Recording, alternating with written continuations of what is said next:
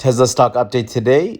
Obviously, a little bit less hype these days with Tesla. It's kind of going sideways. It started today off at 780 opening, and then we ended up the day at 787. So nothing significant today for gains, right? We're kind of going sideways, a little down motion, a little upwards.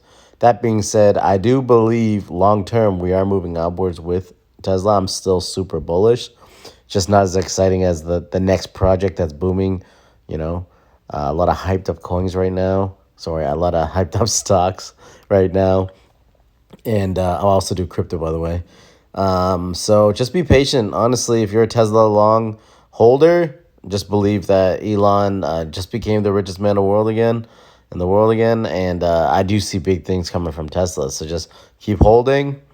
We will make our money. We will make our gains. Let's go.